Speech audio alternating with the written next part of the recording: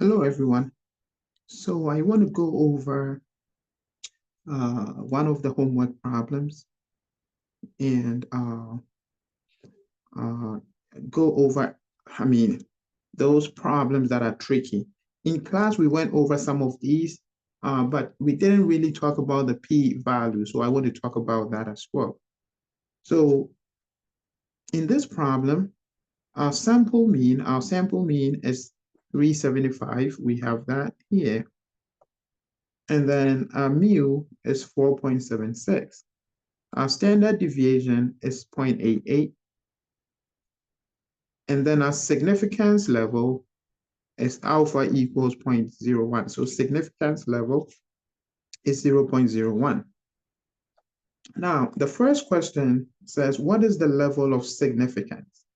So that we know it's 0.01. Now, the second part of the question says, we have to state our hypothesis, the null and then alternative hypothesis. So we're going to do HO and then HA or H1. Now, how do we set it up? Our mu equals 4.6. We did this in class. And then for the H1 or the alternate hypothesis, when you go into the problem, it says it right here, less than the mean. So you're going to do mu is less than 4.6. Now, because our alternative hypothesis or our alternate hypothesis is less than, this means that we're going to have a left tail, right? We're going to have a left tail like that. All right. Remember, we're going to use our test statistic is going to be our Z, the standard normal. That's what we are going to use. Why? Because we are giving the mu, we are giving the standard deviation, the population standard deviation, and we have our mu, which is our population mean. So we're going to use our Z, okay? All right. Now, what is the test statistic or the Z value of the test statistic? That, we also did that in class. So we're going to find that.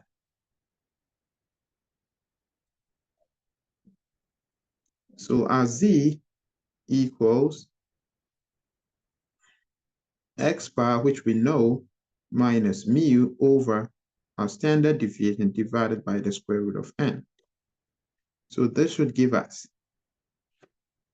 X bar is 3.75 minus our mu, which is 4.6, divided by our standard deviation, 0.88, divided by the square root of n. Now, what is n? We don't have the n given, but we could find the n from here, right? Because we have our sample here, the weights are here. So you count them, 1, 2, 3, 4, 5, 6. So n is 6. And then you solve this with your calculator. Now, this should give you a Z of negative 2.37. Negative 2.37. That becomes your test statistic for your Z. Negative 2.37, okay? All right. Now, what do you do at this point? Remember when we did this in class, we did use the Z. We didn't, that's one way to do it. We didn't use the p-value. So we did this. And then, because there's a less than, you're going to have your significance level is 0.01. So you're going to go to your table and then find the Z value for 0.01. So 0.01 is my area. It's to the left, so I could use the table. So 0.01 in the area. So I do that. I find that 0.01. Where are you? Where are you? So 0.01 is going to give me negative 2.33.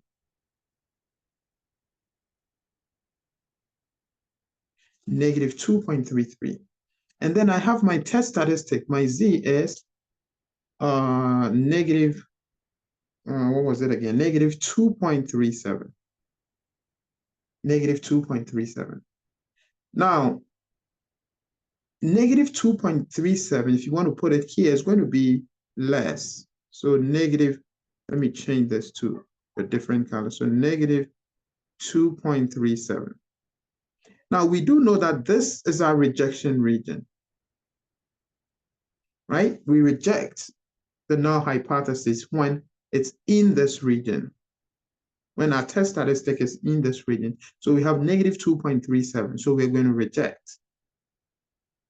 Now, if you want to use the p-value, then what you're going to do is that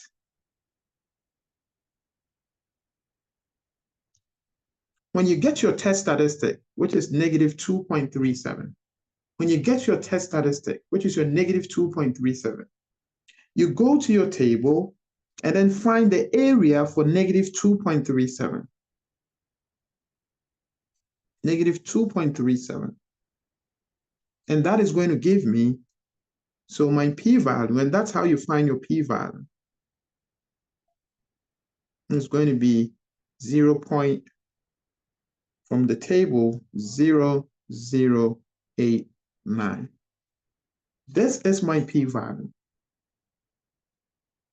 That is after I calculate my Z. I use that to find my p-value. Now, what do I use the p-value for?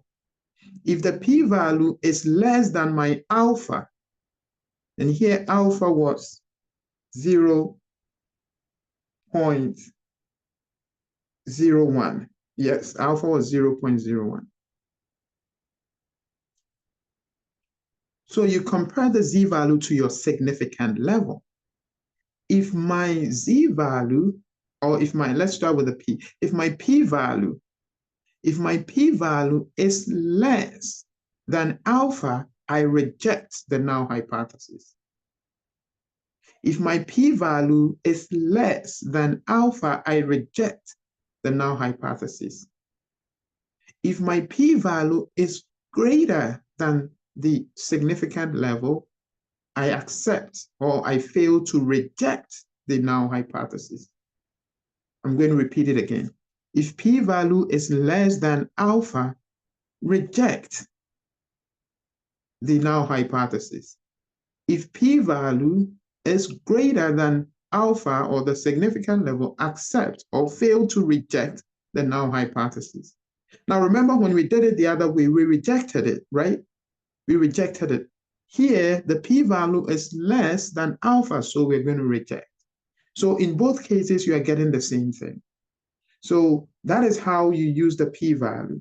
So you reject the null hypothesis, and then you have to conclude, okay, that there is no significant, so here there is significant evidence that there is significant evidence that at 0.01 level, we can conclude that the birds weigh less than 4.60 grams in this problem, in the context of this problem. And that's it. So remember, that is how to find the p-value. Again, if you find your test statistic, the Z, use the Z to find the area. That is your p-value. And then compare it to the alpha. And you're getting, you make your conclusion. Compare it to the alpha. If the p-value is less than, you reject the null. If the p-value is